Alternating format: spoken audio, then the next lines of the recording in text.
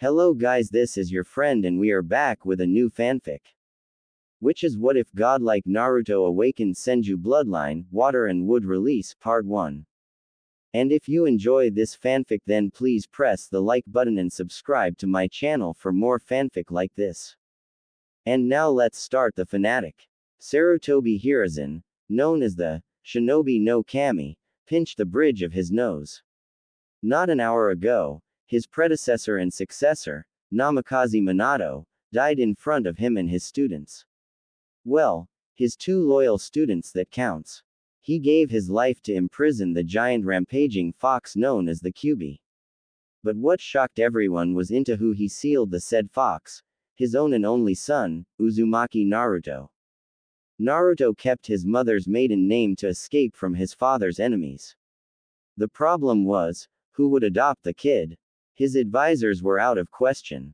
The clan's heads were also out of question. He wanted to adopt him personally. Unfortunately, he knew that he have no right, because of that accursed council. He thought about it for hours. The kid had the burden to be the jailer of the strongest Biju. Worse was the fact that only he and his now late predecessor knew that the fox was not separated but rather full. They also knew that Madara, or someone who claimed to be Madara, was dead thanks to Minato's Rasengan being a bit overcharged. I think that Minato had a bad feeling. What a waste. He was a good lad. Bawako, what do you think? Should I really tell those two to adopt him? Naruto. That poor kid was orphaned and he didn't even reach his first hour. Hiruzen knew many bad things, but he knew that this kid, who should be considered a hero, may succumb and fast with no family. He knew how orphans could be treated badly, and that was exactly why he decided to do what he planned. I'm glad that Tsunade came back. With her experience as a medic nin, and her being this close to the kid, that ought to be something Kami-sama planned for this child. Also, he looked at me with a rare happiness. Asuma, why did you grow up so fast, son? Hiruzen sighed at the memories he had about his wife, how they dated each other, how Tobirama encouraged him to show her all the love he can. How she supported him as he was announced the Hokage. How he had his first son and his youngest, Asuma. Her death left a scar on him. He prayed for her, Kushina's and Minato's soul while praying that the one who cost him everything may suffer like he suffered. So, now Inu will come in about 3, 2, 1. Hokage-sama, is my Otudo here? Yes he is, Kakashi. Did you found them? I did, Hokage-sama, they won't take too long. Kakashi removed his mask, well, his Anbu mask, as he walked toward his sensei's son. How are my little bundle of sunshine? Oh, who's the adorable little kawaii baby? It's you. I hope you'll grow to surpass your uncle Sakumo, may he rest in peace, and your. Kakashi stopped mid-sentence as he broke down in tears. He just remembered everything. Hokage-sama, please, I request a little vacation. Hiruzen narrowed his eyes, but he didn't say anything. He simply noted at the young Anbu. I understand Kakashi-kun. You shall have a 1-month vacation. Is that good for you? Hi, Hokage-sama. I didn't want to, but I think that'd be the safest thing to do. Did anyone wanted to adopt Naruto? I hope they won't refuse. Hiruzen-sensei, what do you need from us? Kakashi saluted the two Sannin as he left behind himself a swirl of leaves. Hiruzen signed to his two students to take a seat each. As they did, the old man told them what exactly he wanted from them. Jiraiya, Tsunade, as you two know, we each lost someone close to us. I lost my wife. You two lost a student each. But we have an urgent matter. This child here is their legacy. Minato-kun asked us one thing. That Naruto be viewed as a hero. But judging from this village's reaction, I don't think they will. Jiraiya muttered some curses under his breath while Tsunade showed many emotions, anger, sorrow, regret. She now have but one choice. It was clear that her and Jiraiya's grandson needed them the most now more than ever. I will adopt him, sensei. If this old excuse of a pervert still want to help me, he's always welcome at the Senju compound. But if he doesn't want to, it's also fine by me. Tsunade Haim, why do you want to do this? I mean, I'll help whenever I'll have time with my Godson's training, but we both know that I never raised any child before. Much less a toddler. I'm sorry if I may not be always here with you at your side Haim, but I swear to Kami-sama himself that I will do my best to be the father he never had, and the grandfather he deserves so much. I swear that I will never let him give his hand to anyone. I swear that I'll make him a great shinobi, and a great man.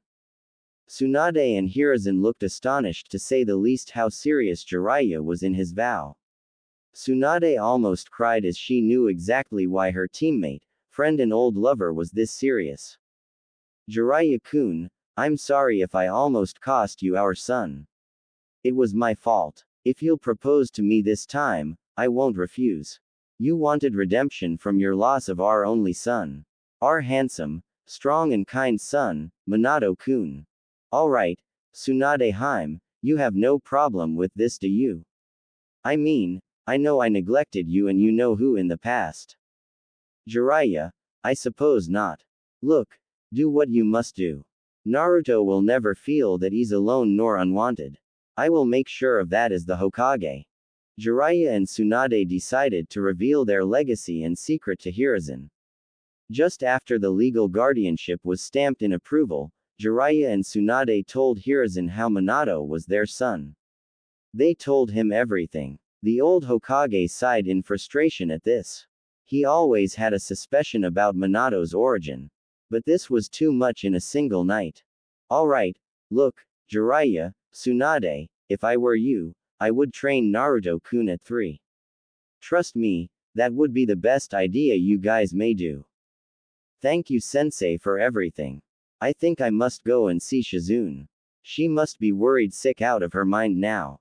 As Tsunade left with her grandson, adopted son, Jiraiya stayed to talk with his mentor about many things. Tsunade's decision brought many things to light. He needed to uncover them all. By the way sensei, you never told me how you came to this office this fast. I mean, as the previous Hokage, which laws did you pass under the table? Hiruzen chuckled evilly as he shook his head. 2 new laws. First is the maximum age for an advisor. The second is who's the real law in the village. Aren't you afraid of the mummy? I mean he was your rival, right? That's why I need you and Tsunade as my new advisors. The problem would be that in 3 years, you two will need to work again. Also, I figured that in 3 years period, Naruto-kun may get the support he needs in order to rise to a legend one day. With that much power inside him, the clock is ticking Jiraiya. I know what you do mean, sensei. I mean, in time, maybe he'll force the whole world to be at peace again. I don't know yet. By the way, that Uchiha Minato killed, itn turned out that I know who he is.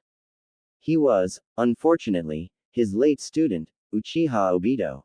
Jiraiya was shocked how a supposedly dead Uchiha raised from the grave and did all that on his own. I see sensei. That means that Naruto may not enjoy his childhood too much now that he could have some enemies going after him, am I wrong? You're not wrong, Jiraiya. I think we need to do something about it. That's it. I think we'll need to train him and I might be right, he may even have a Kekkei Genkei. Who knows? He may take the Senju name to a higher place than anyone else. Maybe even Konoha's name. I hope no one would be stupid enough to do anything to make him hate the village sensei. I mean, who knows how strong this kid would be. With the legacy of 3 of the best Konoha's ninjas, he may be fated to be the best shinobi ever born in Konoha. Naruto-kun will know me as his grandfather, Jiraiya. I may be an old man, and I can't show any favoritism, but that doesn't mean I can't do anything for him. Now, the problem at hand is the lack of wind user specialist. Maybe. Well, I will write a book about it and I hope your publisher won't say anything about it. No, he won't. Remember my old Fuinjutsu book? I mean he did accept to publish it and I donated it to Konoha's Shinobi Library. I know. It was a failure, but to some Jonins. They don't even know what's a good shinobi art is. Ignorance was never a bliss. It's a curse. Amen to that, my student. Amen to that. Senju compound. Sometime later, Shizune prepared her Senbon luncher only to realize that the intruder was not a hostile. Oh, it's just you, Jiraiya-sama. Lovely and cute as always, Shizune-chan. Wait a second, what do you mean by it's only me? Shizune giggled as she watched her mentor's friend facial expression. The man showed mock anger. It was clearly fake to her as he continued. By the way, where is Tsunade Haim? I thought she'd take care of my little Gaki. She's feeding him now, and that's why I can't allow you in. What do you mean you can't allow me in? Oh, you mean. Shizune blushed a crimson shade upon hearing Jiraiya's correct guess. She figured that if he'll step in, her mentor won't think twice before killing the man. That was the last thing she needed. Jiraiya may be a pervert with no equal, but that wasn't enough reason to let him die. That's exactly why I can't let you in, Jiraiya-sama. I mean, we need you to live, at least for Naruto-kun. He needs you, more than you may think. Of course he does. I mean, who'll teach him the most important things in his life later on? Shizune giggled at this. Jiraiya can be lecherous, stubborn, greedy, a foolish drunk, but he can't allow himself to break his sense of honor. It was a matter of honor for the man, more than a matter of pride. That meant that he won't stop until he did said. But I want Naruto-kun to stay an innocent child as much as possible. Jiraiya sighed. Again, he was misjudged. He shook his head a moment before he replied. I meant my secret fuinjutsu and maybe senjutsu one day, but we'll talk about that later. For now, I meant to teach him about life, love, and many other things. Shizune's eyes widened upon hearing this. To learn Naruto senjutsu meant that the kid would be almost invincible. She knew that since Tsunade once told her about her strongest teammate being Jiraiya thanks to that particular art. And here's the master of the said art telling her that her surrogate little brother could learn it, even as a baby. This won't be good for many people. Especially Orochimaru one day, the land of lightning, and the land of earth. She heard that the land of water was currently troubled. But she have no idea what would happen eventually. Why would you go this far, Jiraiya-sama? I mean, is he related to you? Jiraiya sighed as he mentally thought how right Shizune was. He wanted to reply and tell her, yet he couldn't. After a brief struggle, he finally told her half the truth.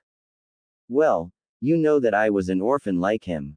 So, I won't let him suffer like I did. He may or may not attend the academy, but I won't stay idly as his potential as a shinobi gets wasted. I know it's too early to talk about it, but trust me if I tell you that this village may hold a grudge against him. So, you'll be his father, Jiraiya. Tsunade appeared before them while she had the now sleeping baby in her arms. Jiraiya smiled warmly as he saw his grandson sleeping peacefully. This was one of the rare moments of peace he wanted for so long. If he didn't have his spy network, he would never leave.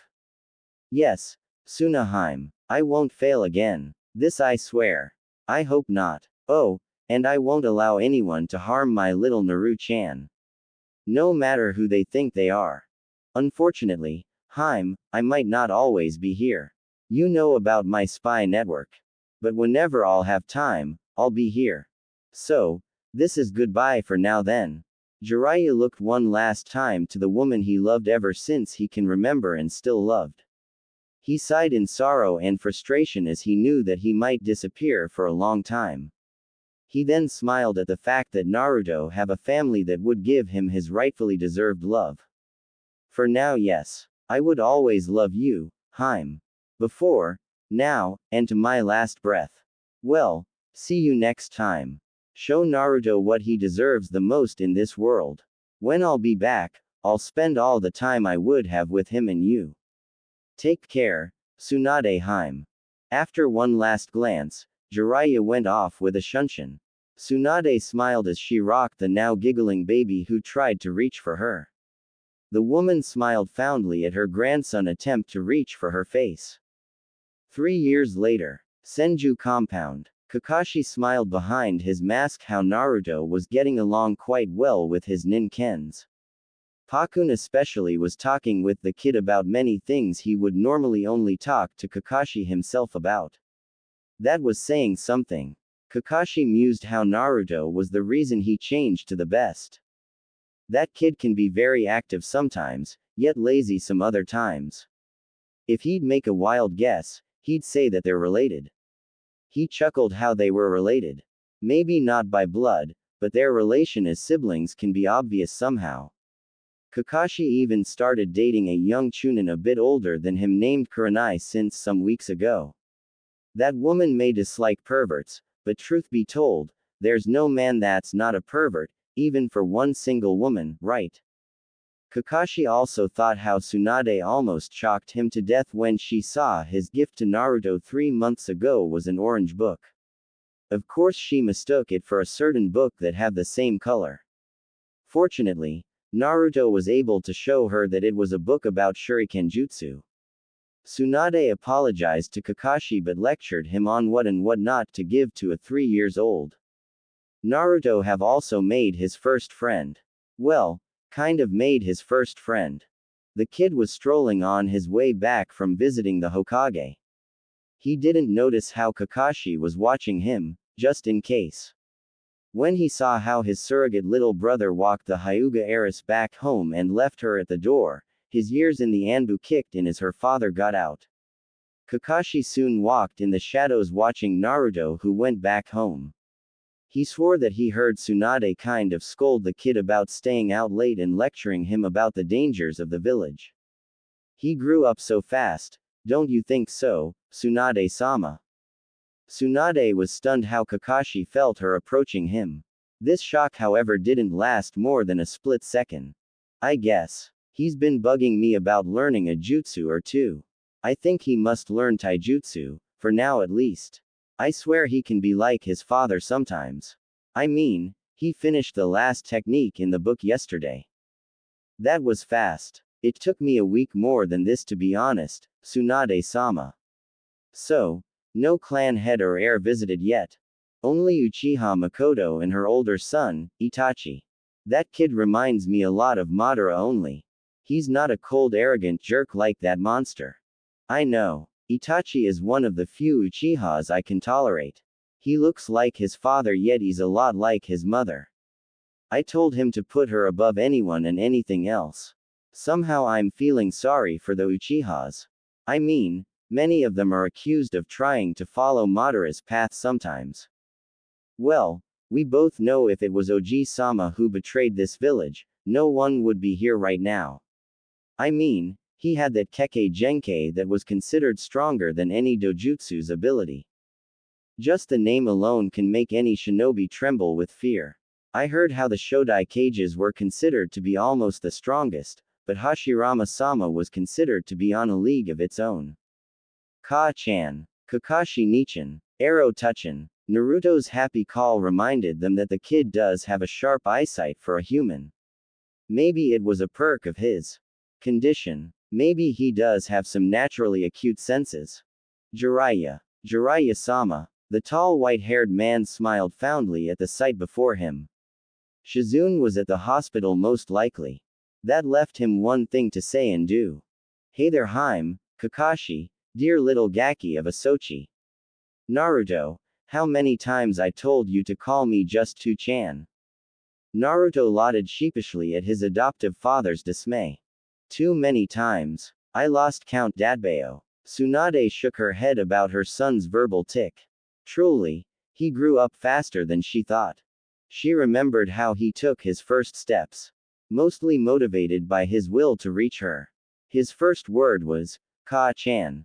He was her hope of redemption. She saw Nawaki and Minato at his place sometimes and cried a bit. Whenever she cried, her adorable blonde kid cried unconsciously. That's not the point. Anyway, it's time for me to get more involved in your training. I mean, I heard you're learning shuriken jutsu. I just finished the book's last step yesterday. Jiraiya watched how his grandson was embarrassed and blushing. The toad sage lauded as he complimented the boy. Wow, I never heard of this before. You definitely learn fast, it seems. I mean, you were able to beat a genius this easily. Anyway, did you master all the techniques written? Not just replicate, I mean. Naruto nodded heartily as he pulled off some shuriken, and threw them with a great precision without even turning at a blind spot.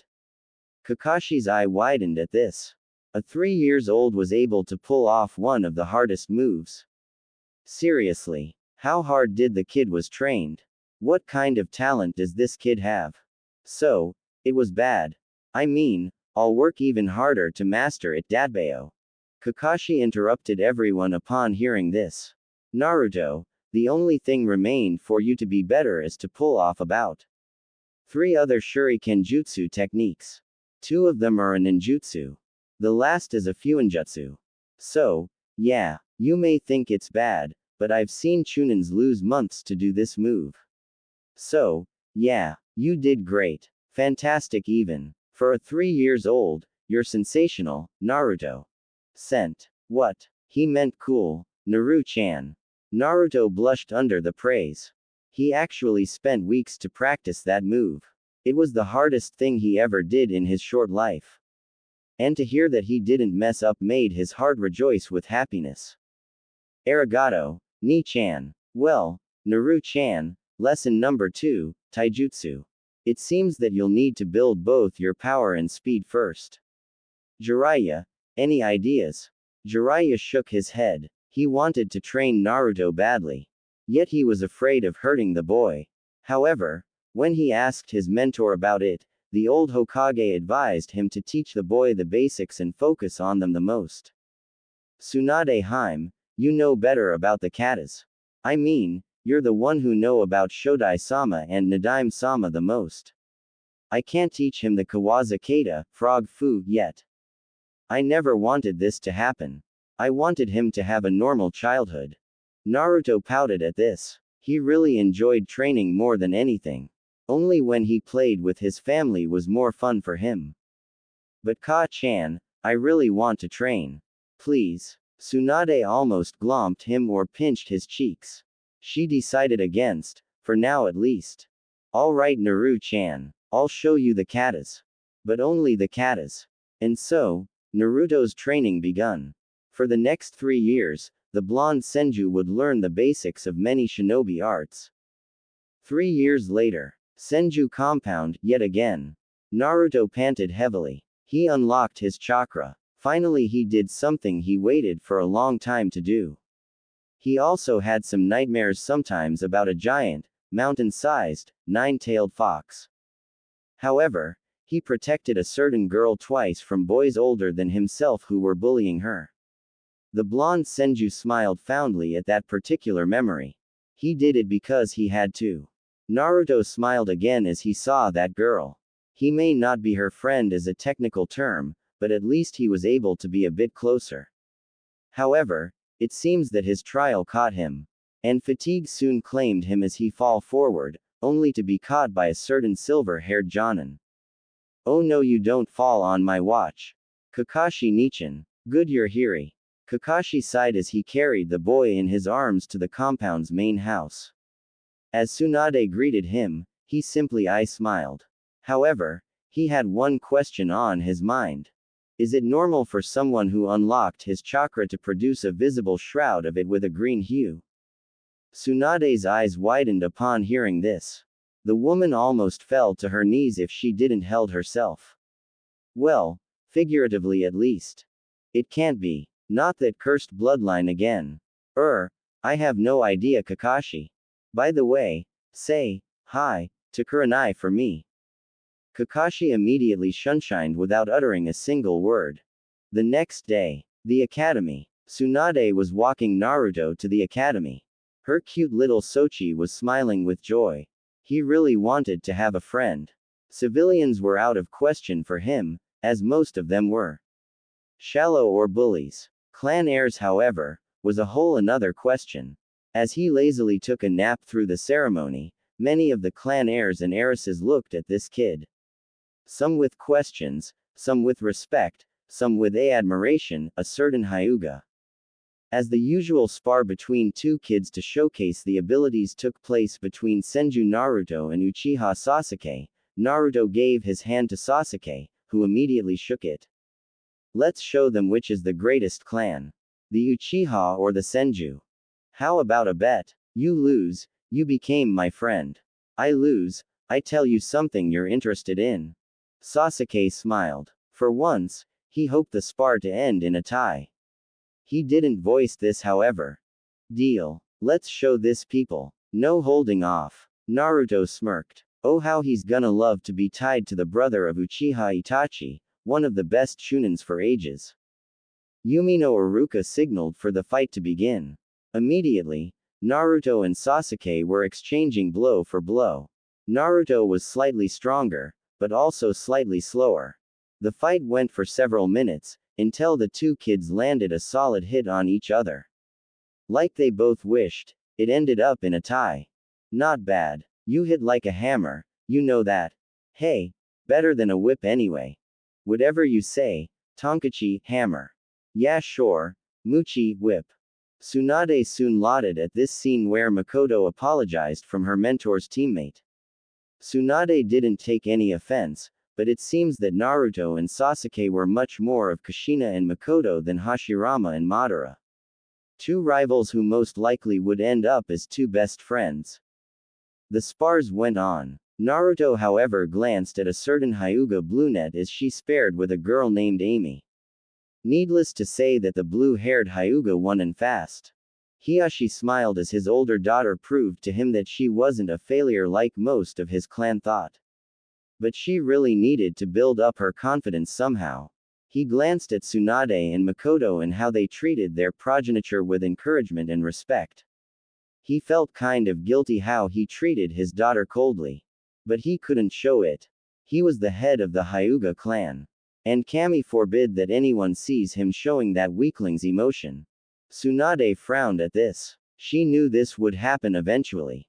Beside the fact that she saw a girl as a sweet future comrade for her grandson, maybe she'll be even more than just a friend to the boy. She also noticed how the Nara and Akamichi heirs talked with each other like they were best friends. She gently pushed Naruto toward them. Soon, Sasuke followed his first friend. Well, kind of first friend and more of a rival. Soon, all the Aburame and Inuzuka's heirs joined. Also, they were joined by a Hyuga and a kid older than them by a year. She noticed how the Hyuga heiress was kind of scared from the Hyuga kid. Ka-chan, can I invite my friends this weekend? Tsunade shook her head in amusement. She left Naruto for 5 minutes, and here he was a friend to all those kids. I don't mind one bit. But you know that you may be busy. Naruto gulped as he remembered that the Saturday he'll be busy. But then again he remembered about his free Sunday. Well, kind of free Sunday. So, Sunday guys. Tsunade giggled at her grandson's antics. He may be adorable half the time, but the other half he can also be old. Even though she still didn't tell him his two biggest secrets, she reminded herself about checking the boy's elemental affinity. If Kakashi's words were true, then who knows if that problem she used to have will resurface again. Senju Nawaki. Tsunade's younger brother died because of that curse. She remembered that day. The day she told him to test his affinity, she found that he had the Mokuden all along. It seems that the accursed bloodline tend to skip a generation most of the time, or so she read at her grandpa's notes. She prayed that Naruto won't have that Kekkei Genkai. She knew that if the information leak, she'll need Jiraiya's help, and to be extremely careful. She smiled when her cute little child was able to befriend each and every promising future genin. Apparently, her grandson was a natural leader. Maybe he'll be a good man, and a great Hokage one day. Later that day, Tsunade's eyes widened as she saw the chakra paper she gave to Naruto torn asunder into two parts with a clean cut right in the middle, turn into wood, then drip some water droplets. Shizune immediately took Naruto to another room as Jiraiya entered. He heard Tsunade's muffled sobs. Why? Oh Kami-sama, why my little Naru-chan? Why does he have that accursed bloodline? Jiraiya immediately felt bad when he heard her words as he came to a conclusion. He knew exactly what Tsunade was talking about. Mokuden. Wood release was known as the strongest Kekkei Genkai ever wielded by any clan. The word alone can make any hardened shinobi tremble with fear at this unrestrained power that have the ability to crush mountains and subdue even the Bijus themselves. Jiraiya concluded that Naruto's childhood was over then and there. The Gamma Sennin knew that if he wanted his grandson to reach his limit, which was the sky no less, he had no choice. Training starts the instant your secret weapon is revealed. That was the rule of the Senju. Minato, my son, I'm so sorry. Your child may never enjoy his childhood much longer, but I won't let anyone turn him into a tool. This I swear. Tsunade Hime, what's done is done. Naruto may very possibly be the child of prophecy I was searching for so long about. Tsunade immediately grabbed Jiraiya by the collar and lifted the tall man off the ground as she glared into his very soul. I don't care at all. I mean, why does he have that accursed bloodline? Why couldn't he be normal? Why? You know that this may turn him into a huge target. That old fart Danzo won't hesitate 1 second too. Not if I pound him into a bloody stain first. Tsunade released Jiraiya, shocked by the look of his eyes. Gone was the cheerful, fun-loving Jiraiya. This Jiraiya screamed power and commanded respect. Tsunade smiled at this. Leave me a piece or two if that would happen. I will. By the way, Tsunaheim. What? Jiraiya-kun. About sensei. When and where we tell him. Tsunade sighed as she knew that their problems had just begun. When the time is right. Beside, Naruto can use chakra and his main affinity is wind. Jiraiya growled. He didn't have any wind jutsu, the old man on the other hand. I'll see what I can do. Maybe I'll teach him the Rasengan for now. Tsunade's eyes widened with horror. He's 6 for Kami's sake, Jiraiya. What if? It's now or never. I need to teach him each and every chakra control exercise I can find. Also, I think his chakra level was unbelievable according to Hitaki Kakashi. And we both know how much he loves our cute little Gaki. Tsunade growled at this. She was cornered and she knew it. Her cute little grandson had already grew too much.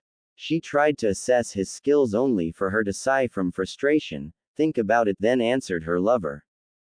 He knew already a lot of fuinjutsus. Even without activating them, he's very close to level 5. He can now use both Senju Taijutsu styles, have a superb Shuriken Jutsu. All he lacks is chakra control. Damn, I think that Jiraiya is right. Okay, tell the old man. But only via a paper, and burn the damn thing afterward. Also, check for any intruder before you do so. In his house's doorsteps. Jiraiya smiled at this. He was glad that the mother of his son and grandson was this shrewd and smart. He really wanted to marry her now. However, it was not the right time. Fine. You're the boss, ma'am. As he shunshined, Tsunade went to her son's room. She was thinking, what would she tell him now? Ka-chan, are you okay? What happened? Why were you crying? Tsunade looked at her son's eyes. The kid was crying since she was crying not long ago. She berated herself as she wiped her tears. Nothing to worry about too much, sweetie. I was afraid for you, that's all. Your Ka-chan is a big strong woman with no equal. What about me, Ka-chan? I mean, I'm not sick, see? Tsunade giggled as her adorable ball of sunshine putted her hand on his own forehead. She shook her head as she told him what worried her. Remember what I told you about my grandpa Hashirama when I was at your bed? Naruto noted as he retold her the stories she told him. Quote. And you said that he was able to do that cool forest jutsu. And that he and Uns Nawaki, may he rest in peace, had the same ability about that Kekkei Genkai. Tsunade chuckled at that. Her adorable little Sochi was now stuck trying to remember the word. Kekkei Genkai, Naru-chan. It's a bloodline limit that allow only ninjas from that said can to do some extremely powerful jutsus. Like Shisui Nichin's Sharingan. Or like that mean grumpy old man's white eye. Tsunade soon exploded in a laughing fit about Hiyashi being a grumpy old man. She remembered how he was boasting how the Hyugas were the strongest clan. She lauded at the memory of how her daughter-in-law's friend didn't took it too kindly. If she wasn't there, she swore that she'll remind him of her clan's might. Makoto was the Uchiha matriarch for one reason only, she was the strongest Uchiha alive. Maybe her oldest son would surpass her very soon. Yes. That kind of sum it up. Anyway, you have a Kekkei Genkai. And you may need to train in some Haijutsus. I'm glad that all of those were written just in case. Yay Ka-chan. That means that I will be strong enough to protect all those whom I love dearly Datbeo. Not so fast young man. About your Kekkei Genkai, I want you to never tell anyone about it. This is not open to discussion. Naruto pouted at this after he was dancing with joy. However, he saw the pained expression of his mother, which stoked his pouting expression as she continued. Not only because you're the Senju heir, my kawaii little Senju heir who I might teach some of my secrets, but also because I want to protect you. Only you, me, Shizune, Jiraiya, Kakashi, Hiruzen sensei and finally, possibly your new sensei if he'll hear are allowed to know. Until you reach the graduation age, you are totally forbidden from using your power outside. Is that understood Naruto-kun? Naruto looked at the serious expression of his beloved mother and noted with a passion. He may be young, but he knew better than to refuse. Even though Tsunade never punished him, he didn't want to earn her wrath. He still remember how she almost killed a Hyuga man with a single punch. The man was mean to him, and he was unlucky enough to be caught red-handed. I swear I won't, Ka-chan. But if I might ask, what are my elements? Tsunade smiled at this. She would never punish her beloved and only son. The boy was too cute for his own good sometimes. Good, my kawaii little Naru-chan. Who's the good Sochi? Naruto struggled to no avail to flee from his mother's hug. He finally submitted and replied.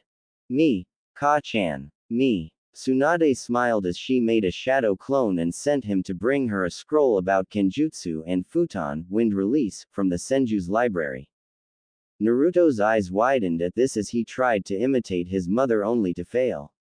However, he didn't feel tired one bit.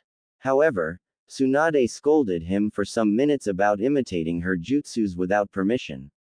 Only for her at the end to kiss his forehead.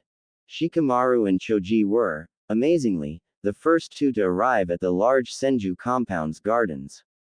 It was more of a small forest than a garden if they were honest with themselves. Only the sight of the mighty trees, grass, flowers, and different species of plants that grew for a good square mile was more than enough to tell them how much the Senju clan was wealthy. Shikamaru, are you sure Naruto live here? Troublesome Choji. But he told us so himself. If anyone would lie, it won't be him. By the way, have you seen how some adults were glaring at him? Also, I find it odd how many bullies try to intimidate him or how kids outright leave him like he doesn't even exist.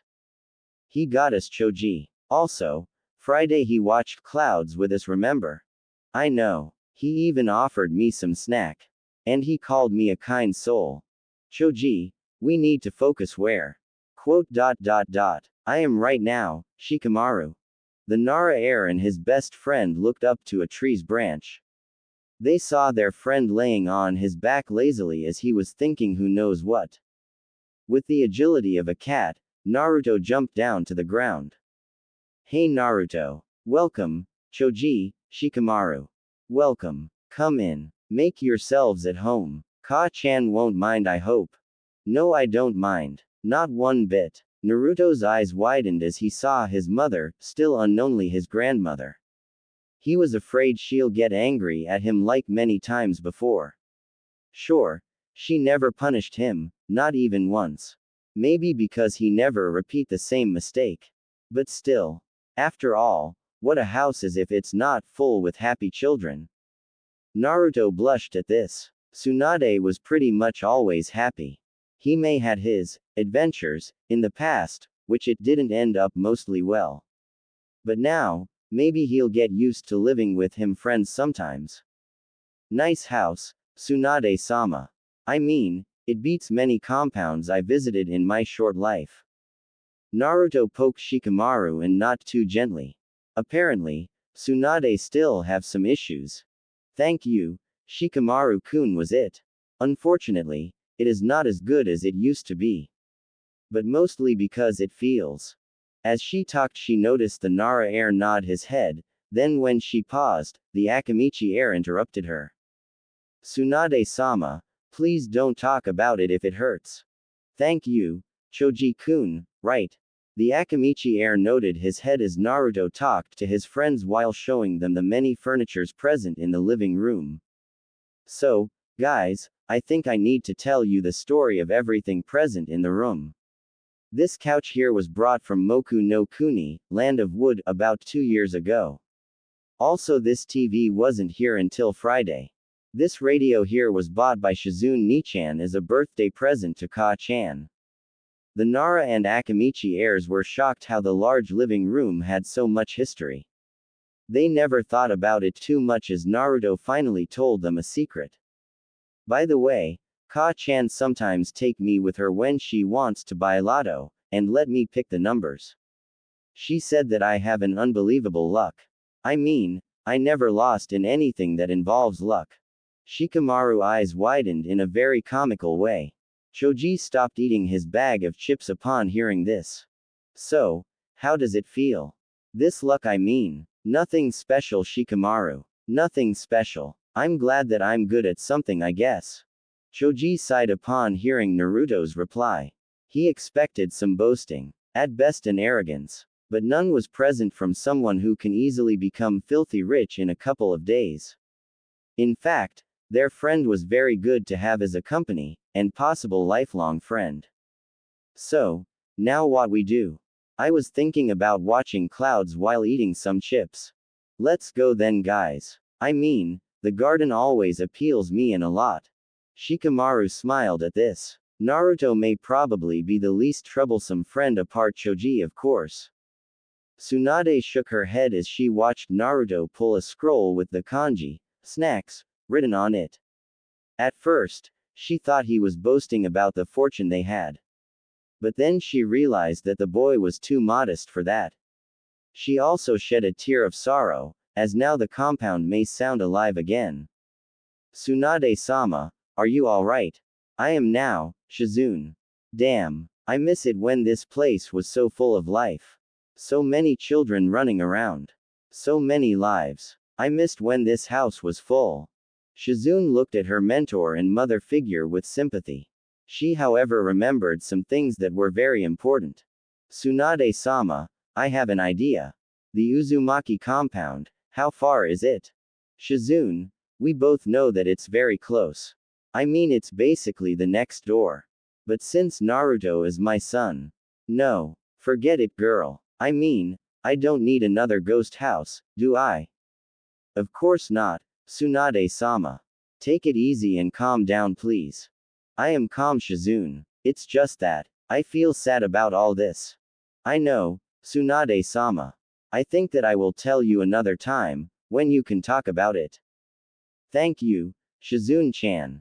By the way, what did I told you about the Tsunade-sama bull last time? I understand, Tsunade-kasan. Good, my little Shizune-chan. So, today what do you want as a lunch? Takeouts, Tsunade-kasan. Takeouts, no discussion. Shizune shivered at the memory of her adoptive mother, friend, and mentor's horrible cooking. Not that she could tell her. While she can cook herself, she knew that the only decent cook in the house were Jiraiya and Naruto. Especially Naruto. Naruto, Choji and Shikamaru laid on their back under the shade of a tall tree.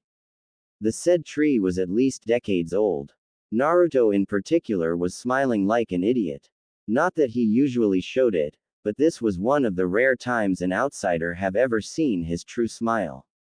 Then, without warning, Naruto rised up from the ground. As his two friends looked at him, he simply replied, "They're here. Shino, Kiba, Sasuke and Lee." Shikamaru asked the obvious as Choji squinted his eyes only to confirm Naruto's claim. "How did you know that? I mean, they've just arrived. I felt their presence per se, enter the garden. That's how I felt you guys. Are you a censor Naruto? Like Uncle Inoichi? I don't actually know yet, Choji. I mean, I can detect shinobis, but Lee was very hard to detect for some reason. That means that you are indeed a censor-type ninja. Well, ninja in training for now." Naruto shook his head at his friend's cynical remark. Sure, Shikamaru was a nice company. If he was more motivated at least. "Look, what you know, please keep it to yourself. Please guys." The two other boys swore secrecy, as Naruto greeted his other friends. Surprisingly, Sasuke was the first to kind of apologize. "Sorry if I was late. You see, I was training with Ni-chan for once. And since he rarely have time, I couldn't say no." "No harm done, Sasuke. I mean, I would have done the same. So, what did you guys do yesterday?" Shino told them about how he was with his father. Probably trying to know his hive more. Amazingly, none was disgusted. Naruto even said that this was cool in its own kind of way. Kiba told them that his mother was searching for a partner for him. Something that he was wished luck at by everyone else. Choji told them that he started his clan training. Shikamaru was the same. Big surprise that Shikamaru quitted. Lee told them that he was training since he had nothing else to do. Naruto felt sad at this. Lee seemed like a nice guy. Sasuke told them that he was still training T-Pan trying to do something important to himself. Naruto then asked him. "Let me guess, Gokakyo. Great fireball." Sasuke eyes widened at this. How come he knew? "Well, I think you need to know about fire nature transformation first. It will take you more time, but one day you'll thank me for that." Shikamaru's curiosity was activated. Now Naruto was rained with questions until he stopped them. "I'm no genius, but I once heard from Hokage Jichin. He's here I guess." "Ahaya, Hokage-sama." All the kids greeted. Naruto however jumped with joy as he said, "Ji-chan." Several times. The old man rarely visited, but Naruto loved him like a grandfather. He also enjoyed the old man's wisdom and sharp eyes for details and potential. "Hey there my children. So, what can an old man do for you?" Naruto immediately pouted. This old man was the only man he know he can't beat even in 10 years. Naruto glanced at him in a, "Drop the act, Grandpa, look. Hokage-sama, what is the best way to master an elemental jutsu, or to master the said nature transformation?" Hiruzen smiled at Sasuke's question. That was something he wanted to lecture them about. "Well, my child, mastering an elemental jutsu is like running. However, one can't run before he walk or he may fall. So to answer you, in my humble opinion, one should master the elemental transformation of the said jutsu, then he can master the said jutsu and much more." All the kids were at awe. The old man was wise. Very wise even. Naruto however was the first to grin at this. He knew that the tall white-haired man whom he see as a father was right. "So, Oji-sama, how are you now? I hope that you vanquished that evil thing." "Unfortunately, I didn't yet. But today I took a day off. After all, someone have to make sure the next generation would surpass its predecessor. Also, it does help that you are all assembled in the same place. Thank you for the visit, and tips Hokage-sama. You're welcome my children. But I'm not wearing my hat, am I?" Naruto chuckled at this. He loved the old man with a passion. Whenever Jiraiya was busy to check on them, Hiruzen paid them a visit. Now that his guest list was almost full, he thought about showing them the best spot in the garden. Uchiha Itachi was known as many things. A genius like no other. A prodigy even by the Uchiha standard. The most efficient Anbu agent saved Kakashi and possibly his best friend, Uchiha Shisui. But in one word, he was a peace lover. He was not having a great time. Not one bit. His clan was torn asunder between rebelling against the village and negotiating for their rights. Itachi and Shisui were completely against the rebellion. For them, women, children and elderly were on their top list to refuse. Itachi knew that once the village would be weakened, Iwagakure and Kumogakure won't hesitate one split second. Uchiha Fugaku, as the Uchiha clan's patriarch, was the one who's caught the most in the turmoil of politics. He was thinking for weeks about how to quell the rebellion. But he knew that in a year at most, the Uchiha clan won't stay quit. The civil war was cooking slowly. One that may take the whole shinobi world to hell. It didn't help that Hiashi was accusing them. Well, Fugaku at least was defended by a Senju, something he never thought possible. He encouraged his younger son to be friend with Naruto. He also swore to pay his debt in full one day or another. Itachi, son, we need to talk. Talk about what, father? About our clan. We both know what would happen if I accept their proposal. So, I need you to talk with Jiraiya-sama about helping us when the time is right. Jiraiya of the Dansetsu no Sanin. Why would he agree anyway? Because he's a man of morals, principles and honor. Something many lack in our village. Look, I'm kind of happy that your brother finally started to walk in the right path, instead of our accursed path of hatred.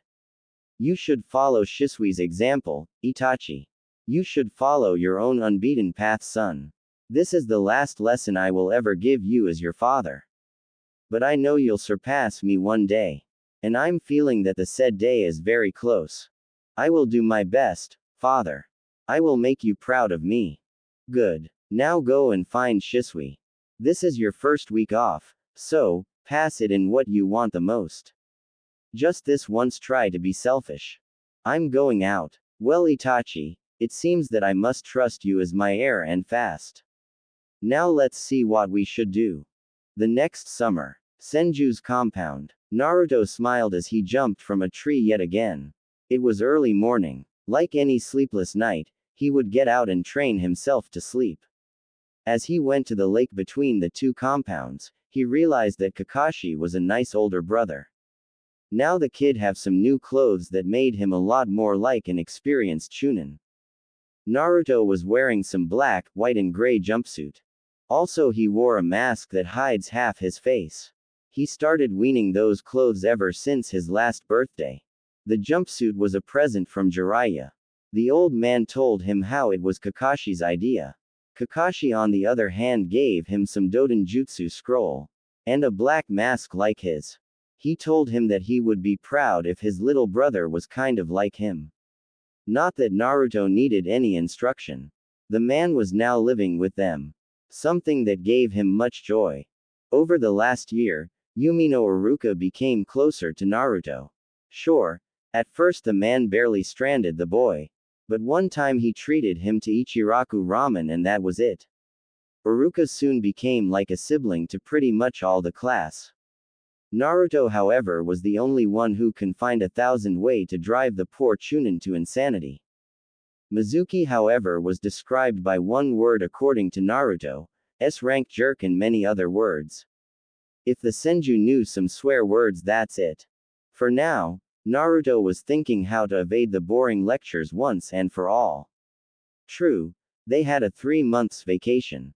But to Naruto, that meant one thing only, training time. Since he doesn't always meet his clique, he decided that the best way to pass time was training as much as his body could. He may not be able to train more than 12 hours, but that doesn't mean he would slack off training, does it? Yo! Naruto lazily greeted Kakashi without even turning to see the man. The masked Anbu smiled at this. It was no secret that Naruto's skills were second to none for his age. He doubted that there would be a single academy student stronger than the kid. When he's angry, that's it. You know you're way too early. Well, I was searching for my lost sleep and I didn't found him yet. Kakashi chuckled at this. Naruto would be so like him. But he had one problem on his mind. His girlfriend Kurenai told him about a young Hyuga girl, a bit younger than Naruto, having some problems. He then asked his younger brother Figure about something. By the way, you never told me if you like any girl. Hinata-chan is probably my first friend ever. But she doesn't talk to me at all. Now that rang a bell. Kurenai told him about her mistreatment. And by her own father no less. The last meeting with the clan heads, the Uchiha clan head insulted Hiashi about it. That was definitely a problem. I see. Maybe she was just shy. Maybe she had problems. You mean like my minor problem of being lonely whenever no one is here? Pretty much. So, Kakashi Nichan, what can I do for her? I mean, I met her cousin, Neji. That guy is on my jerk list. How many people are there anyway? A lot, to be honest. But don't tell Ka-chan or she would take me away from here. Kakashi sighed as he noted his head. The kid was smarter than average. If he'd make a guess, he'd say that Naruto is extremely smart when it comes up to life and a genius like Tobirama or his father when it comes up to learning shinobi skills. He just wanted to confirm his thoughts, however. So, how far are you from mastering wind chakra? I heard that Sasuke mastered his fire chakra already. Naruto smiled. Something that made Kakashi's eye widen, even by a bit. He knew that Naruto knew about Itachi.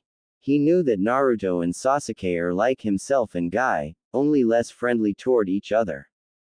Good for him. I mean, if he did it, then I got myself a great teammate in the future, I hope. Well, if Tobirama Oji-sama's notes are right, only one step left. To cut a waterfall in half. Unfortunately, there's no waterfall narrow enough for the task. Naruto pouted at the end of his sentence. Kakashi smiled at this. His cute little brother and apprentice sometimes was advancing at a very fast pace. That was some great news that made his day. By the way, Kakashi Nichan, what about Kurenai-san? When will you two, Kakashi hardened as he scolded Naruto about his innocence until Naruto answered. I was going to say that you two move in. I mean, Neko Nichan and hubby Nichan told me that maybe they'll move in one day. But I don't want anyone to be here before you, Dadbeo. Kakashi only said oh. Before he remained silent and for a good 5 minutes. He was thinking how to apologize to his younger brother. Well, his surrogate younger brother, but still. So, we go to Ichiraku Ramen for a breakfast, then we get some takeout for lunch. Naruto nodded his head and many times over as Kakashi went with him to get the best food ever known for humans, aka ramen, according to Naruto.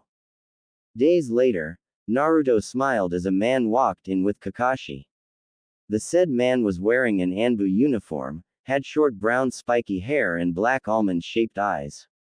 And his height was a hapuri similar to one Senju Tobirama. The said man made himself known. Hello there, Naruto-kun. Kakashi-senpai told me a lot about you. Hokage-sama gave me the mission to help training you since I have something only you have too. Naruto then asked innocently if they were related somehow. The Anbu simply palmed his face. Kakashi chuckled before he reminded the man of the boy's age. The man introduced himself as Tenzo. Then he told Naruto about what they had in common. Naruto-kun, we both have the same Kekkei Genkei. Although we are not related, I think that it's my duty to teach you. Kakashi, who's the man in my property? Kakashi and Tenzo gulped as Tsunade clenched her fists, making her knuckles snap. Kakashi immediately told her about Tenzo's mission. Before anyone do anything, Jiraiya appeared with a shunshin. Tsunade, please calm down. Before the woman say anything, she noticed how Tenzo was at a knee and a half and bowing to Jiraiya, who rises the man to his feet again. Tenzo, if I would ever demand this absurd over respect, I would have done it when I found you years ago. Jiraiya, do you trust this man? With my life. And with Naruto even. Tenzo is a professional. Also, he's an acquaintance of mine. Tsunade then smiled at this. So far, the man was respectful toward her. And he acted toward Naruto like he was an apprentice. For her, this was good enough. Also, if Jiraiya trusts him, his loyalty is unquestionable. She know her teammate, lover, partner of crime and the father of her only son too well for that. She felt sad how Naruto still doesn't know the truths. Yet, as I was saying, Naruto-kun, I will train you. But first, tell me what you can do. Naruto thought about it for some moments before he started talking. Kawarimi, no hand seals. Henge, no hand seals. Shurikenjutsu, not bad one bit. Taijutsu, I mastered the Senju style according to Ka-chan. Almost reached mastery of wind and water chakra. Require some attention to earth chakra. I can also on a side note use a sledgehammer decently. I think I may need to learn how to fight with a sword. Also, I can make seeds grow faster. Tenzo was impressed. This kid, no older than 7 was a solid genin. Only 2 other kids were at this level. Not that he knew. But Naruto was actually lying to him about his skill level. The kid was able to learn how to heal himself and accelerate his already impressive regeneration. Also, he didn't know that Naruto knew some Fuinjutsus, a Haijutsu and the Rasengan. Kakashi Senpai, you were right. This kid will be a powerhouse one day. Naruto I smiled a la Kakashi as he heard the compliment. Tenzo would be his sensei for who know how long. And if that guy was impressed, that would be a good thing, no? Naruto panted hard. Not only Tenzo was a certified sadist, but also was a cruel slave driver. For the last 12 hours, Naruto didn't even took a break or eaten anything. Tenzo kept training him Anbu style, which involved many things on the same time. From dodging while fighting a much superior opponent, to running while dodging kunais and shurikens, with a backpack full of stones and running through hand seals. Tenzo was very serious in the training. In short, Naruto for once in his short life felt tired. Something the Anbu captain should boast about for a good century if he lived that long. Alright, that's good for you. So, lesson number 1 would be this. Tenzo then planted a seed in the ground and focused his chakra before making it grow into a tree. Naruto was at awe for a bit of time as Tenzo told him the trick. But what shocked the Anbu was the fact that Naruto reproduced the feat within a minute time frame. Tsunade dropped the cup of she was holding. Naruto learned a high Mokuden exercise and within a minute. Something that took her grandfather a whole day to achieve, and he was older. Was this the Kyuubi's influence? No, I can't believe my own eyes. Is Naruto-kun this talented? Then again, it took him only 2 weeks to figure out how to master the Rasengan. Impressive, Naruto-kun. It took me a good solid month to produce such a feat. How did you do this? Naruto simply smiled at Tenzo. He felt that the seed was asking for his order. Naruto was a censor, but simply because he felt a deep connection to the living crops, from grass to the trees and not forgetting the flowers. He simply couldn't explain it.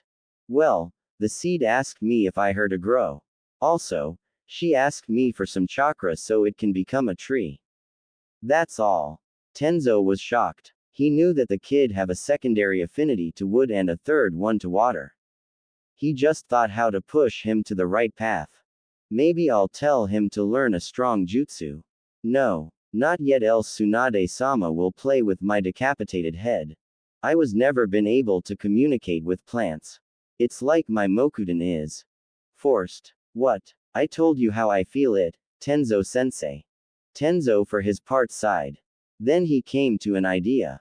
I think you need to master your other chakra elements before we continue the training. Now, I think Jiraiya-sama knows better about earth and water chakra than me. Also, wind chakra have but one final step. But since you couldn't do it, I'll help you creating the waterfall. Good luck, kid. You're on your own from this point onward. Thank you for the help and training, Tenzo-sensei. Tenzo simply used his earth chakra to create a 10 feet tall earth rampart. Then, he created a narrow stream as a waterfall. Naruto thanked the man again. The man smiled warmly before he instructed Naruto to master Wind Chakra, Earth Chakra and Water Chakra. Then after saying his farewell he went with a Shunshin. Kakashi for his part had to carry a young blonde Senju in his arms as Jiraiya and Tsunade went in. The dinner went a bit too quietly as Naruto wolfed down a mushroom soup, some grilled fishes, and a couple of bowl of ramen before the kid went to his bedroom and slumbered to the next day. In the dining room however, Tsunade was talking about many things with Jiraiya. Among them were when to tell the kid about everything. After all, he was her heir. The next day, noon exactly, Naruto yawned, stretched, and jumped off his bed and went straight to the bathroom.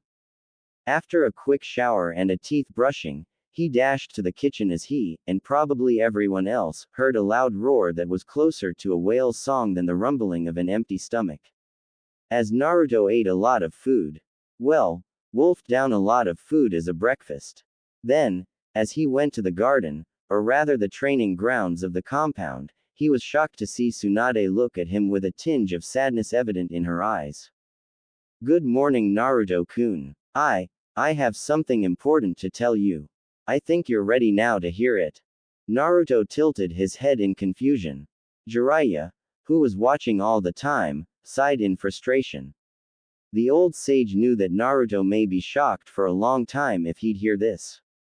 Unconsciously, the tall man shed a tear as he thought about everything.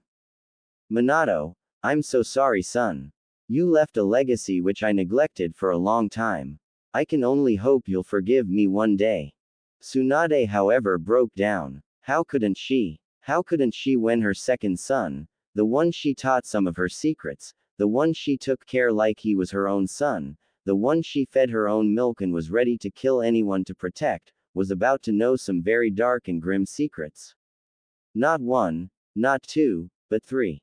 3 secrets that may destroy his life.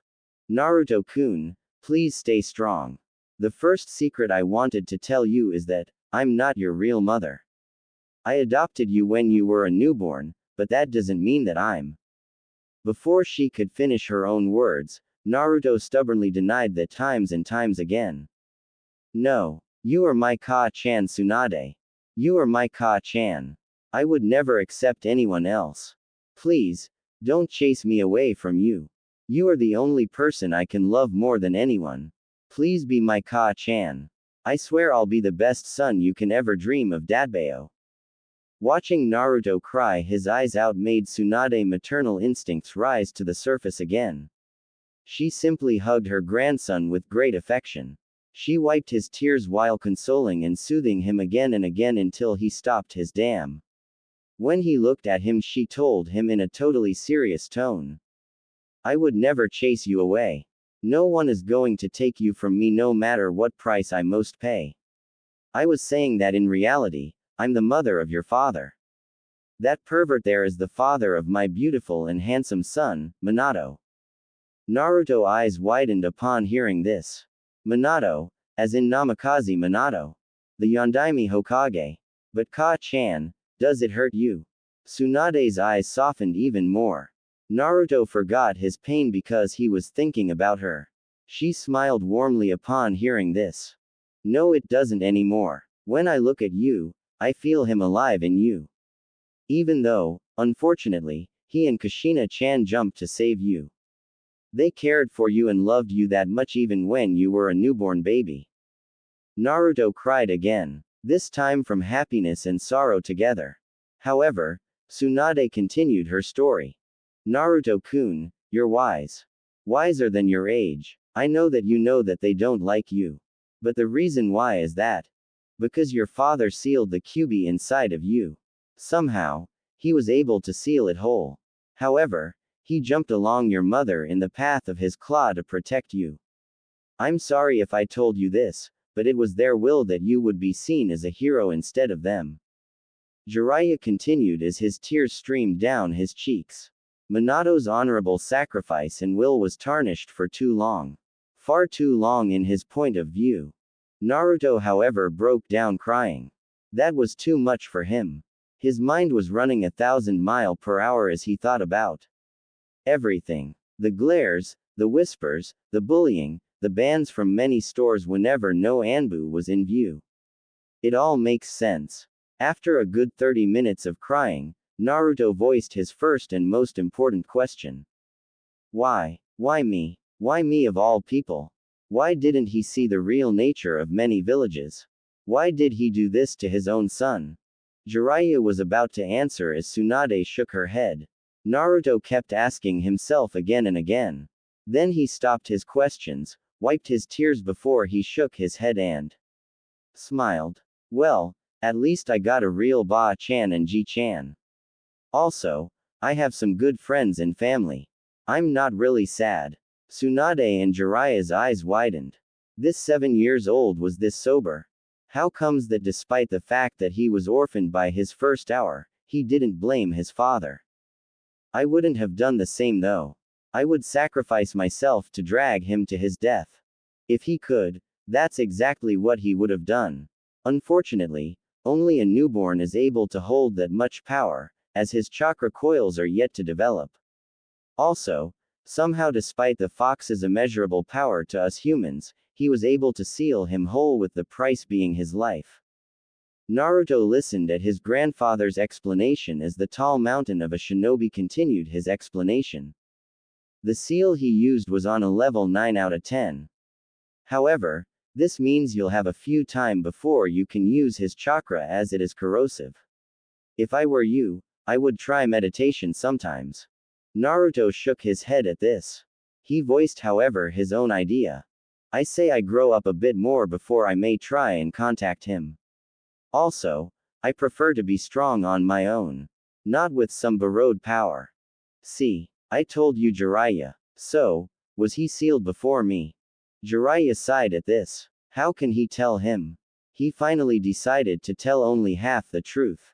Well, I think twice. Since Shodai-sama's death, if I am correct. Naruto's eyes widened. That was about half a century ago if not much more. That definitely was bad for the fox. I think someone is gonna need to keep him company sometimes. But, I think I need to go back and take a nap. As Naruto walked away, Tsunade and Jiraiya realized that the kid may have so many different emotions bottled up. The next few days seemed grim and dark. 2 months after the vacation, Konoha's academy, Naruto and Sasuke were glaring at each other for a reason.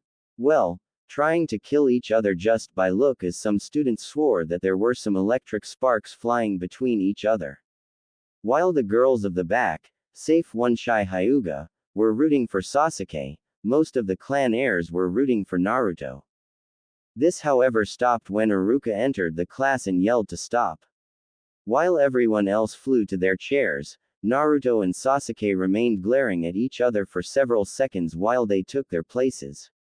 One at the side of another.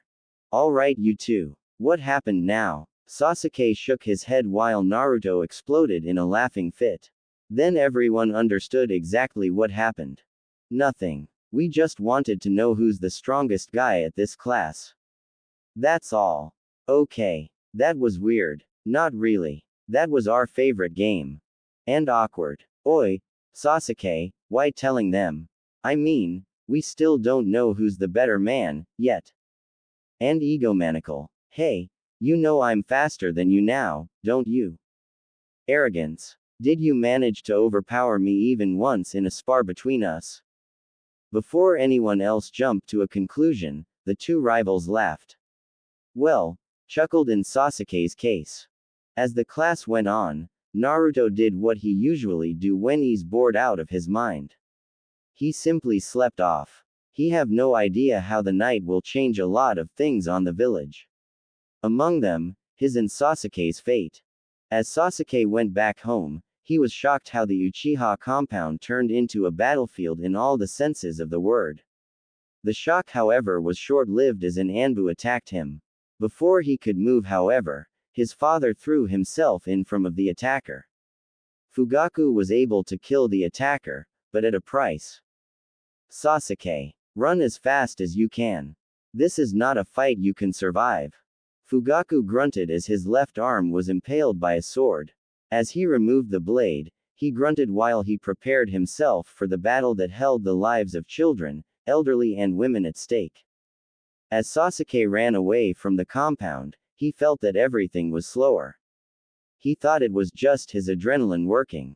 Little did he know that he activated the Sharingan. However, he was shocked as he turned and saw an Anbu rushing toward him and yelling, "Die!"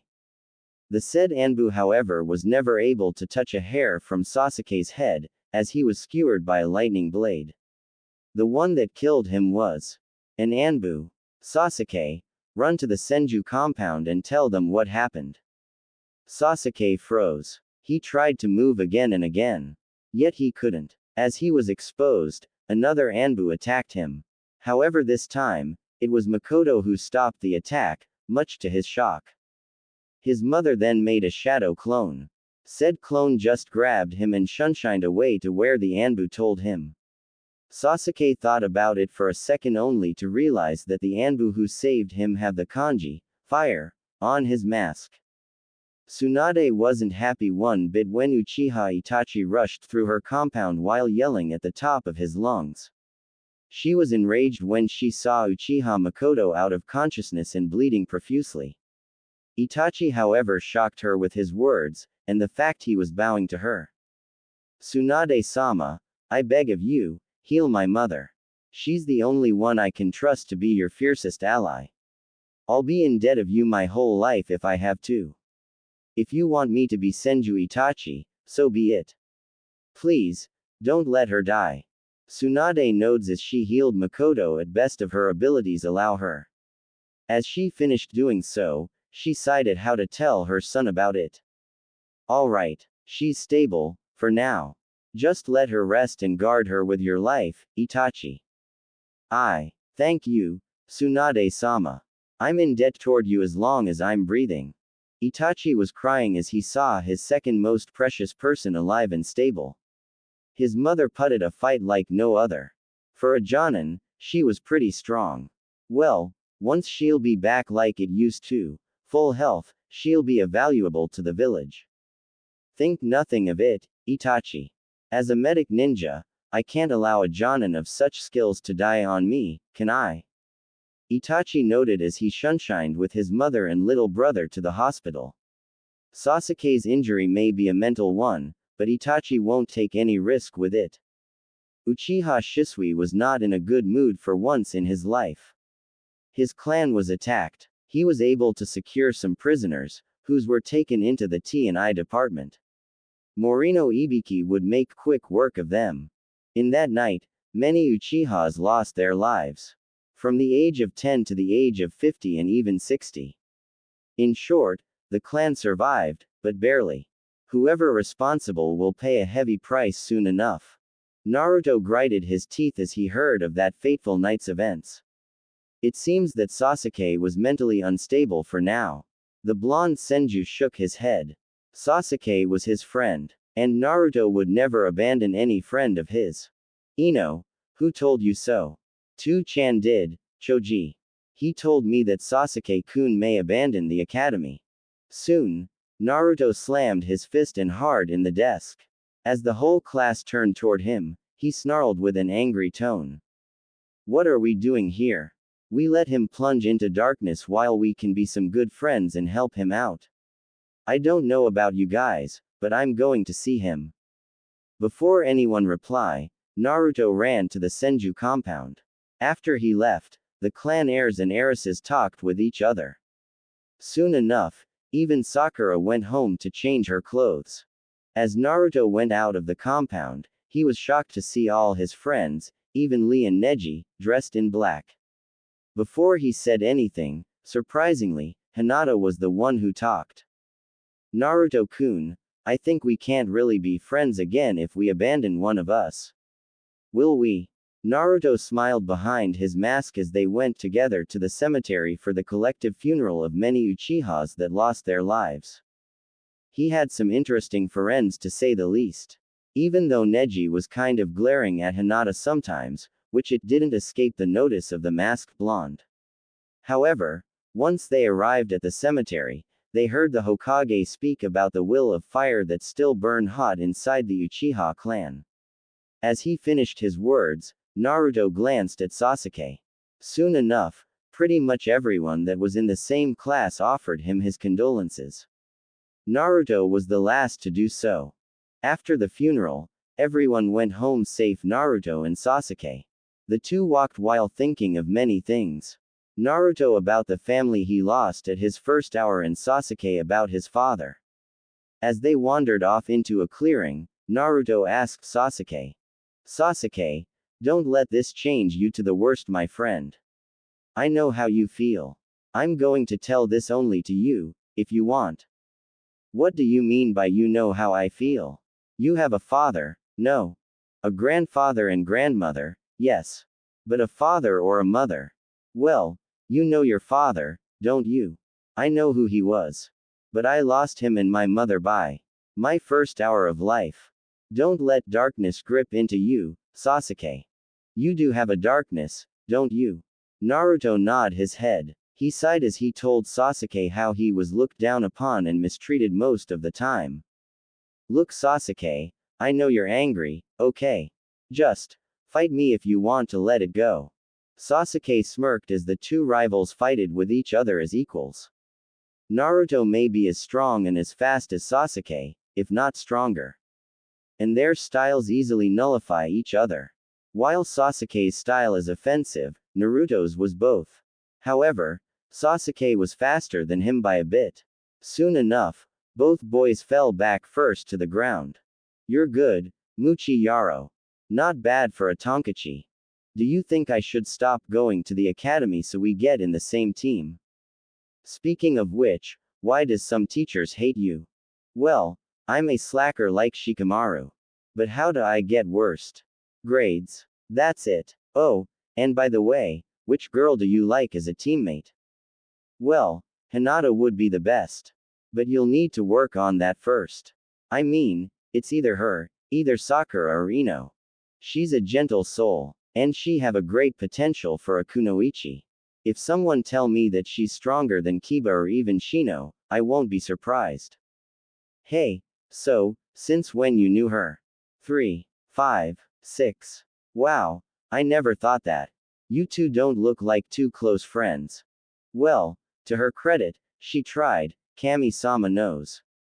You know, if she would like you, more than a friend, you better never let her down. You mean like best friend? No baka Tonkachi, idiot hammer. I meant like something more. I don't know yet. I mean, even Ni-chan refused to tell me. So, why are you always protecting her from bullies? I have no idea. I felt that if I don't I would regret it. Tell you what, hide your abilities all the way to the final exam and I'll do my best to be the rookie of the year. All you'll have to do is to make Hinata the kunoichi of the year and taa da. We get a teammate that's neither weak neither a fangirl. That won't be necessary. I'll make sure you three end up together. Naruto's eyes widened while Sasuke narrowed his eyes. The Hokage himself was practically promising them to do that. That was scary, somehow. Why would you do that, Ji-chan? Because, Naruto-kun, I feel that you three can get along each other rather easily. Each is an orphan. Each is strong in his own kind of way. Also, I think only you can push each other to reach and surpass his full potential. Sasuke bowed slightly, I know.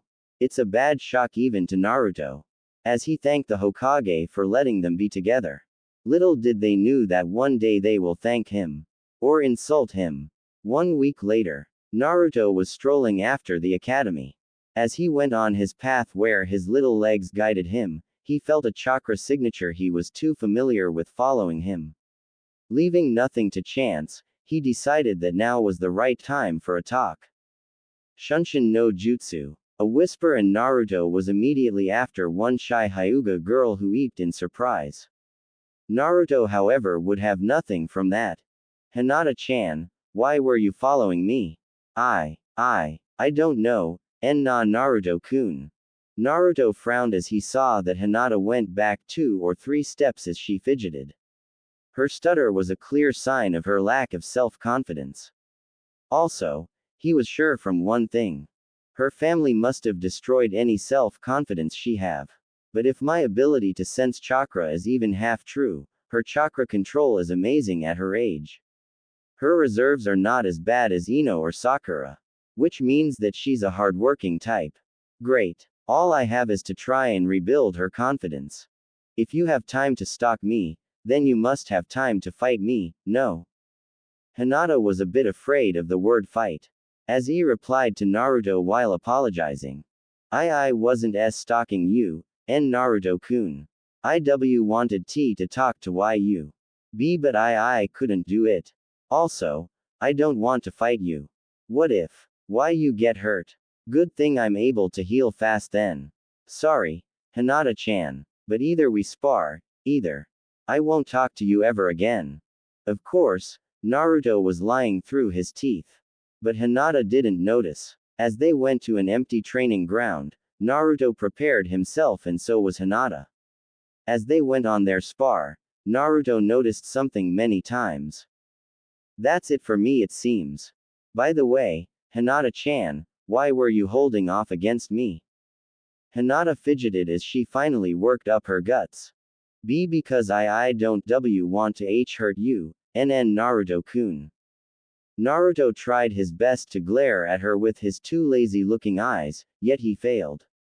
You did already. If you hold off in a spar, your opponent will develop the worst sin for any ninja. Overestimating himself and can even get arrogant. Arrogance kills. All the Hokage were humble yet confident in themselves. That's why a very few shinobi are worth the hat. Hinata's eyes widened in horror. Was she leading her cousin and sister to their death unknowingly? That nailed her decision as Naruto smiled at her behind his mask. I smiled a la Kakashi would be more accurate. Well, if you ever want to be my friend, tell me, write to me, you're free. I'll be very happy to be your friend, Hinata-chan. Also, you're free to visit me anytime you want. Ba-chan loves children somehow. Hinata just walked toward her house while Naruto was trailing her to make sure no harm would happen to her. As she knocked, he simply shunshined to his house, thinking about many things. Like he always does. But the nun was more than what to cook for himself. Was summer. Naruto was bored out of his mind. He was the #1 slacker in the classroom for the last 3 years. Mostly out of sheer laziness than anything else. Also, he became even closer to any clan heir and his 3 other friends, Rock Lee, Sai and Shin. At first, he butted heads with Sai and Shin but later, they agreed to try and be friends. Naruto smiled as he remembered a certain girl he was very protective toward. Hinata was not weak in his or Sasuke's eyes. Although Sasuke wasn't interested, Naruto mentioned that she's kind of cute in her own way. Of course, she fainted, much to his confusion. Shikamaru said it was troublesome to help Naruto, something that made the usually lazy blonde glare at him. Sasuke also changed a bit, becoming more and more friendly. Although he usually never talked to civilian kids, he respected strong future comrades like Sai, Shin, and even Lee. Naruto, however, was much friendlier. Any kid who try and talk to him somehow ends up talking to him again and again. Somehow, Naruto had a special charm. One that can affect anyone. From a certain Hyuga Neji to even Shin and Sai, who were utterly emotionless, Shin, are as innocent as himself, Sai. Sasuke once joked that if Naruto would face an enemy, they may win a new ally or even a friend. Judging by how Naruto was making friends with a few words, that may be true. His musing were cut short when he was called by Tenzo. His Anbu-sensei was ruthless in his teaching, but it has paid off and greatly. Naruto was wearing his usual mask, like Kakashi. His wardrobe however changed. He was dressed in a black shirt with a fur collar, a black cargo short, and a shinobi sandal. Tenzo smiled behind his porcelain mask as he saw how his student was ready for training. Naruto may be a lazy kid when it comes up to anything else. But when it comes up to training, he changes 180 degrees. Hey there, Naruto-kun. So, you finished sharpening your Doden chakra? Naruto smirked behind his mask. He finished that exercise some weeks ago. You have something in your mind, Tenzo-sensei. Because I mastered my 3 chakra types to perfection. So, you have any jutsu as a reward. Tenzo sweat dropped at this. The kid was smart like his father. And he had his mother's determination. Well, I taught you all the jutsus I could master, and yet, I guess this will take something else. Naruto smirked yet again. True, the fact that he was a real prodigy like no other when it comes up to ninjutsu. So far, he mastered all the jutsu he could put his hand on. After all, to be Hokage meant that he should be strong enough to be recognized by everyone, right? But he had another goal in mind: to protect everyone he cared about. Well, what will you do then? Tenzo then threw a ninjutsu to his student. Much to his surprise, the kid had an amazing affinity to the blade. He was training with the sword like he was an old hand. Something wasn't right. Is this the first time you train with a sword? Naruto nodded his head as he explained. Well, it is. However, it seems natural for some reason. There's no mistake in it. This kid does have a natural talent in kenjutsu. If Jiraiya-sama's words are true, then, which level you reached in fuinjutsu? Naruto an eyebrow in confusion before he answered the Anbu. Between level 4 and 5. For an Uzumaki, as Ero Jichin says. Tenzo then sweated profusely. He heard about the Uzumaki standards of fuinjutsu being extremely high. But this 10 years old was progressing exponentially. Something that wasn't right at all. How come you're the dead last? Naruto smirked at this. Tenzo wanted to know his secret. He wasn't going to tell it to anyone. Boredom. Laziness. Being tired. I dunno. Could be none of those, like it could be all of those. Tenzo shook his head as he frowned behind his mask. He then revealed his face. Since it was a rule for him whenever he trained the blonde, secretly, Senju. Okay, you can go and play in a poker tournament now. I mean, time to step up your training. Mokuden is great and all, but you can't use it frequently. Also, there's the if, how and when to use your other jutsus. So, today we'll try to upgrade your control over the Mokuden, Suiden, Doden and Futon ninjutsus. Any problem with that? Naruto smirked as he told Tenzo a secret. With or without the cage bunshin. Also, I think you made a little mistake, sensei. Tenzo's right eyebrow raised up a little. About the Mokuden, I think I know which flaw you have. However, I will not tell you. Tenzo tried to put his ghoul face, as it was dubbed, only for Naruto to chuckle mirthlessly. Well, simply put, you think that the Mokuden is like your typical Kekkei Genkai. Well, there's a reason why it easily rivaled even a Kekkei Tota, isn't it? Tenzo was about to say something before he stopped. Then he found a good idea come to his head. Well, those are Shodai-sama Mokuden ninjutsu. Good luck, you're gonna need it. My advice to you is, don't try the ones that requires too much chakra. Or you may die. Now train, Naruto. May the sky be your limit. Naruto smiled a bit and almost cried. Tenzo had acknowledged his potential. Something only a few have done in the past. Thank you, Tenzo-sensei. As a token of gratitude, I'll ask you one question. I told you before that your Mokuden feels forced. Now, however, I'll ask you. Which is better? Controlling the growth of a tree, or letting it go wild? Tenzo smiled as he went without uttering a single word. As he reached the compound's gate, he put on his mask again, and smiled as he knew the answer. It was not because he never tried to do what Naruto told him. It was because he just can't. He was never a natural Mokuden user, born with that ability. Naruto, however, is a whole another story. About 2 weeks later, Senju compound. Tsunade smiled as she saw her grandson training and with a great determination. No matter what jutsu, kata, or exercise she gave him, he would never stop unless he finished it once and for all. She was able to drill secrecy into his head years ago. But there's one thing that worried her though. She knew that a certain blue-haired Hyuga girl barely younger than him had a huge crush on him. She intentionally bumped into her many times to strike some conversation with her. So far she came to like the girl and wish her to end up with her grandson. Alright, Naruto-kun. This is it for today. Ba-chan, there's something I wanted to show you. I think I'll call this, Wakusei Rasengan, Planetary Rasengan. True to his word, Naruto produced 3 wood clones as he prepared a big ball of violently spinning and compressed chakra, while the clones were preparing a regular Rasengan. As the clones joined their Rasengans to Naruto's, it was clear why he called it like that. However, the clones froze, and the Rasengan dissipated as Naruto fell forward only to be caught by Tsunade. I've seen enough. Are you alright? Naruto smiled weakly. His first chakra exhaustion. No wonder since he spent the past days hunting and sharpening his skills. However I promised Hinata-chan to visit her in 5 minutes. Tsunade smiled at the selflessness of her secret heir. He was too sweet for his own good. I'll go instead. You rest and recover alright. But Ba-chan. No buts, mister. This is an order. Naruto pouted behind his mask. Tsunade was his mother and even grandmother.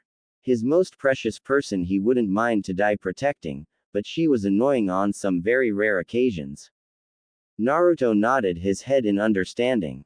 As Tsunade carried him and put him on the couch, he had no idea how this day would change his life. Hyuga compound. 10 minutes later, Hinata was in the ground, panting hardly, and she was also bloodied and beaten. Her face had bruises. She had doubtlessly some internal wounds. Her father decided to try on her, as he said. Hinata was able to easily beat her sister in their spar, and even hold her ground against Neji yesterday.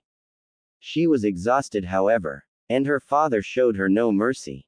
The real reason why, because he wanted her to marry someone from the main house instead of some demon monster street rat, in his eyes. He didn't care that the one his daughter wanted was living with Senju Tsunade no less. This came short, however, as a guard rushed toward him. His face was ashen in color. Hiyashi-sama, a blonde Uzumaki wants to see you now. Get rid of that street rat of a demon monster. However, he was bombarded with a mighty killing intent focused solely on him and him only, as a dark and feminine voice talked to him. Wrong, blonde. And wrong, Uzumaki, Hiyashi Yaro. So, that's how you see the greatest hero this village ever had, huh? Senju Tsunade was glaring at him. No, she was glaring at his very soul. That wasn't the only thing that scared him, however. I failed again. My own student no less. Jiraiya was clearly ready to chop a head, or two. Or slit many throats. Tsunade. Jiraiya. Stand down, both of you. Hiyashi, what's the meaning of this? Now the Hokage himself, and he was beyond pissed. Seriously, now who? Hatake Kakashi. You know the rules way too well. Jiraiya smirked a predatory smirk. He knew this would happen. And he was more than ready. Well, since we can't kill you before your own child, you leave us no choice. Sensei, what says the rules in this case? Jiraiya, you wouldn't take sweet and shy Hinata, would you? Hiyashi smirked. He didn't care about this failure's life. Only his for now. You have my permission to do whatever you like. Kill her, sell her. As long as the Byakugan's secret won't get away. Much to the shock of the few Hyugas present, Tsunade marched toward him and flickered him with one finger. Soon, a bullet known as Hiyashi was sent to the wall. Please, I beg of you, don't kill Hinata-sama. Jiraiya looked to the voice, and was shocked that it belonged to Hazashi's son, Neji. The Toad Sage felt a bit guilty about it. So, he went to the teen's ear and whispered. You don't have to worry, Neji. I would never claim the life of an innocent child. I'll get her out of this hell. I swear it on my honor as a shinobi. Neji smiled at this while Hiruzen pulled off a paper from his robe. Hiyashi, sign this paper. It was not a quest. It was an order. Hiyashi could easily tell. So, he did the only logical thing. He signed the paper that he banishes his own daughter and with his own free will. Your mistreatment of your own child is shameful. But perhaps you have no shame. Since you signed this paper that releases her from your care, she'll become a ward of the village. I could care less of that soft-hearted failure. I knew this would happen. Well, in case I didn't tell you, Senju Tsunade Haim and Yuahi Kurenai-chan already signed for adopting her in case you banished her out of your clan. Hiyashi's eyes widened upon hearing this. He was too hasty. Something he now fully regretted. Now the secrets of the Byakugan will get out of his clan and he can't do anything about it. Can't I get my daughter back? Tsunade snorted in disgust. He didn't care for his daughter as much as he cared for the prestige of his clan. Something she could barely tolerate. Oh, so now she's your daughter. If you try and brand her that caged bird Juin, you'll have to pass through me. She positioned herself between a still shocked and speechless Hinata and Hiyashi. She was truthful when it comes up to protecting the girl that liked her grandson. Hiyashi chuckled however. So, if Kurenai-san, let's say have an accident, I can get Hinata back, can't I? Before anyone could react, a silver-haired Jonin was grabbing Hiyashi by the throat and had a lightning blade in his other hand, as he spat venomously. Try your damn luck. Anything happen to Kurenai, you will pay the ultimate price. Be it you or anyone else. Hiyashi's eyes told the whole story to Kakashi, who snorted in disgust. Jiraiya however left along Tsunade as he glanced to Kakashi with, "We need to talk, look," as the Senju clan head shunshined with a timid Hyuga to the Senju compound. Hiruzen sighed yet again. I'm disappointed in you, Hiyashi-san. Perhaps it's time to tell Neji-kun the truth. Neji however shook his head. Hiruzen shunshined with the young Hyuga outside the compound. As Neji went inside, Hiruzen smiled inwardly. Naruto-kun, you're a true friend. I hope the day you surpass me will be soon. Some hours later, Naruto shot from the couch like a jack-in-the-box unleashed from his confinement. He ran through the house until he reached the massive main dining room. Much to his surprise, Hinata and Kurenai were sitting. Yo, not to be rude or anything, but what are you doing here, Hinata-chan? Jiraiya sighed as the timid Hyuga blushed. They were just talking about the blonde masked Senju. Well, you see, Tsunade Haim went to pay a little visit to the Hyuga compound, and she kind of adopted Hinata since Hiyashi was a really bad father. Naruto raised his left eyebrow in utter confusion as Kurenai told the whole story to Naruto. The blonde kid lowered his head, making his bangs hide his eyes perfectly. Once he showed his eyes again, his usual half-lidded eyes changed to a look of rage. Everyone, prepare yourselves. We're being invaded. Multiple hostiles. Jiraiya focused his senses only to realize how true Naruto's words. The blonde kid smirked however.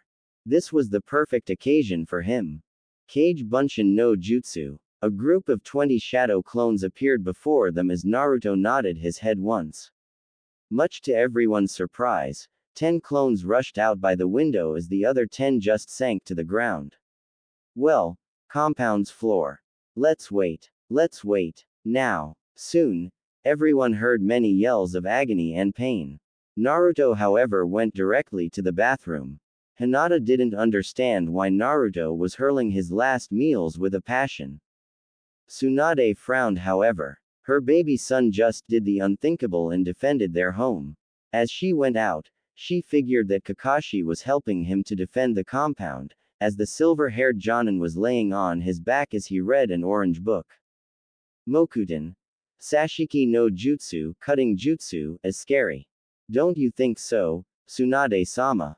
Kakashi. What happened? Why Naruto was retching his soul out. He had his first kill. 10 intruders. 5 killed. He did not show any mercy. Or should I say his clones dispelled after taking 5 lives. Tsunade was shocked at this. Naruto was only 10, yet he killed 5 people. This is gonna be one hell of a trauma for him. So, I'm gonna play psychologist again, huh? At least he won't freeze face of the danger in his first real mission. The other 5. Ibiki will love to do his job, I guess. If they're hired tools, then I won't waste their lives. You know that, Kakashi. The silver-haired Jonin nodded his head as he shunshined to the T&I departement. Ibiki and Anko will cook the intruders nicely and very slowly just for him. Not a second later, Naruto went to Tsunade. When he saw the skewered corpses, he almost retched yet again. This is what I will do a couple of years later. Tsunade looked at him with sympathy in her eyes. Her grandfather once told her that she will take some lives.